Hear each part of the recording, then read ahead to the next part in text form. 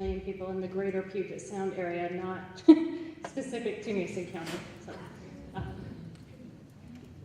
Randy, I'll go ahead and have you field this next question along the lines of the vision. Economic stability in our county depends on attracting living wage jobs. In your opinion, what is the county's role in attracting private sector living wage jobs to our area?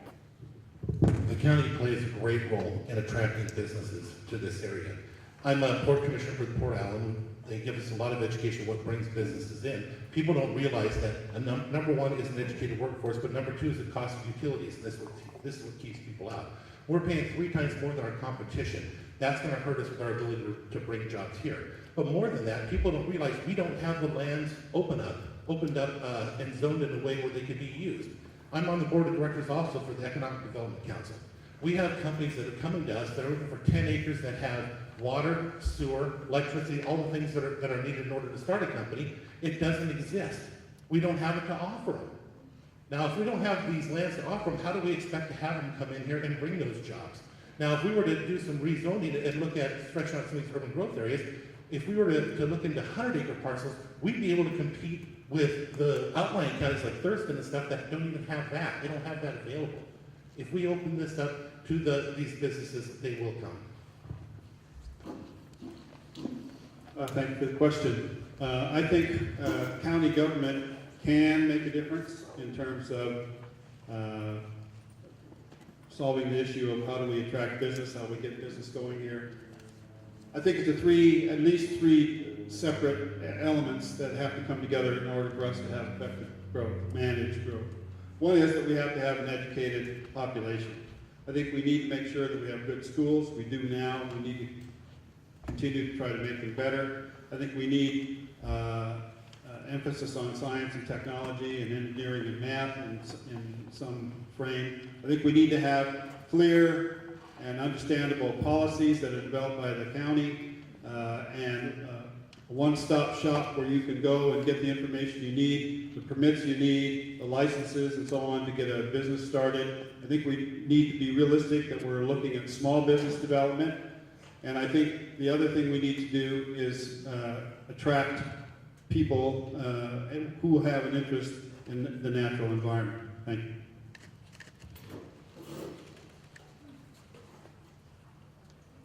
How do we grow jobs? It's pretty simple. And Randy hit some pretty key points also. You know, we have the moratorium in Belfair, and we need to open that up because it's the gateway to the north, and we might as well hang a closed for business sign right over Belfair, because that's what it is right now. If we get out of our current businesses' lives and out of their wallets and out of their employees' lives, then we could start growing business by deregulating. We could get some of the regulations out of the way and allow them to prosper. But right now, the county is treating business owners like aggressors. They're not aggressors. They're brave pioneers jumping into a new free market system to try to make their way and try to create jobs for other people. And I don't go between, well, should we have big business or small business, or should we have green business or dirty business? Business is business. The government should be out of the role, and we have to stop picking winners and losers.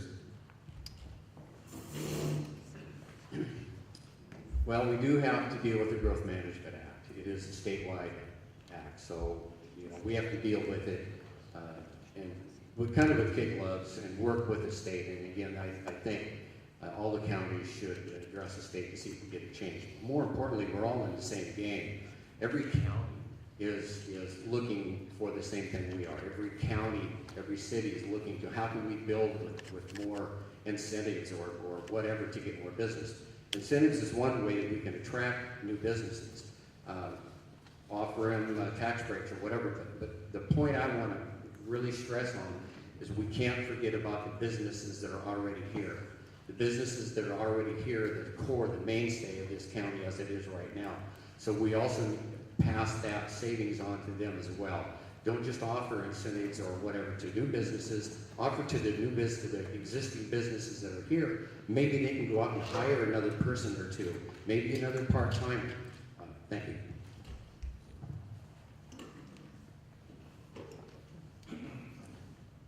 I believe the county does have a function in attracting business to Mason County because the county depends on revenue to operate.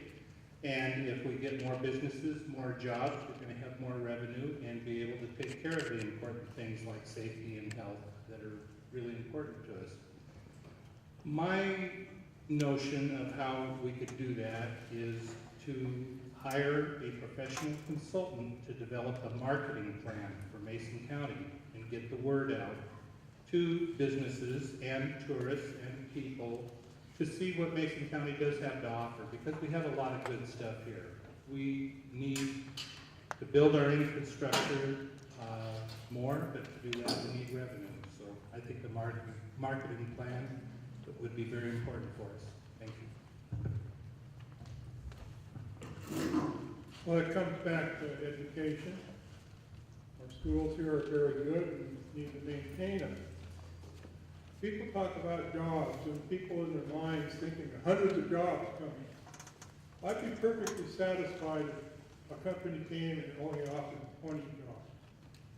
And then to talk of regulations, throwing regulations up. I'm sitting up here with 2 fire commissioners. The regulations help protect firemen coming into places. They gotta know what's in that building. And I'm for helping the firemen, and that's all. So the question was, what is the county's role? Underneath it all is the land. Is the land ready to build? Is the infrastructure in place?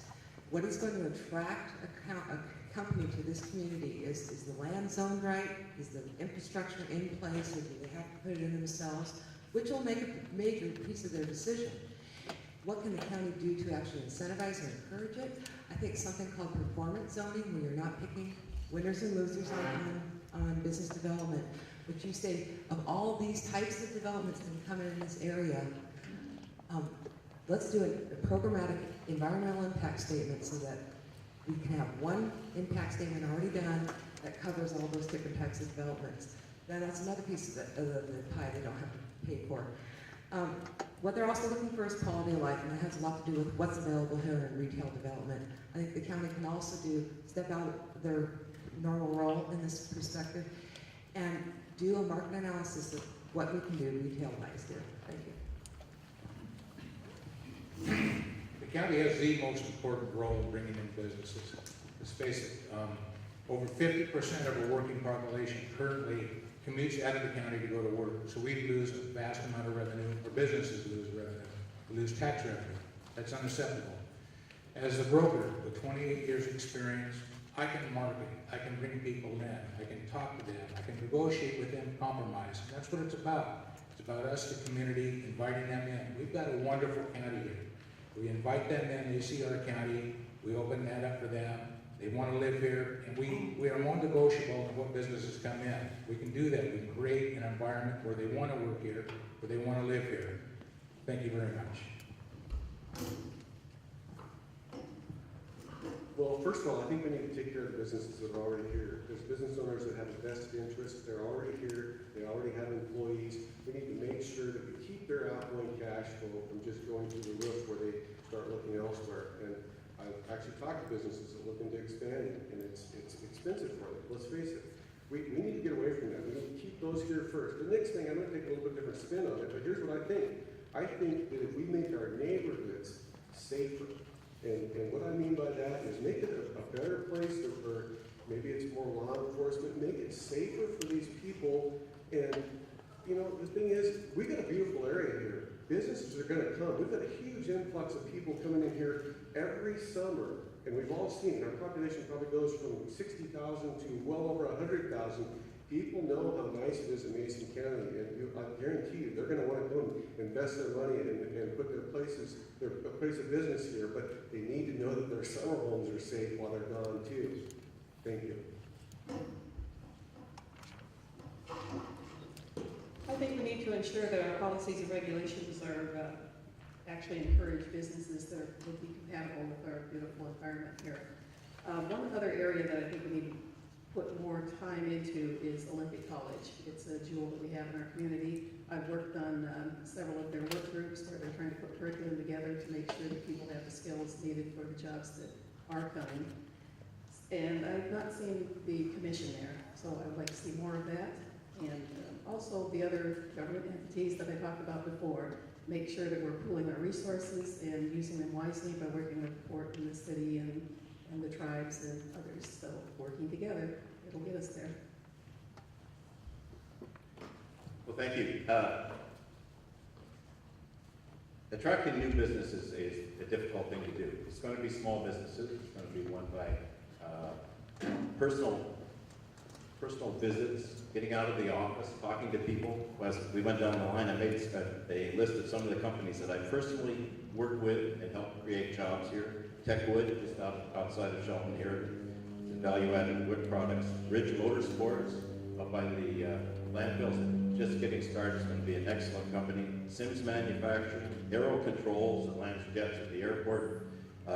Hometown Newspapers, Continental Floral and Belfair. A new one in food sport is the Hardware Distillery. I've been there twice in the last week talking to the owner, working through permit issues. Mason County Forest Products out at the port. I'll give you a good example. You want to attract something you don't have. One thing we never had in Shelton years ago was an orthodontist. So we worked with the University of Washington, put out the word, tried to find someplace, instead of moms taking their kids all the way to Olympia to get the braces tightened every day. Dr. Sapp moved over here. He's still here, and the kids are enjoying that, and people are working in that office.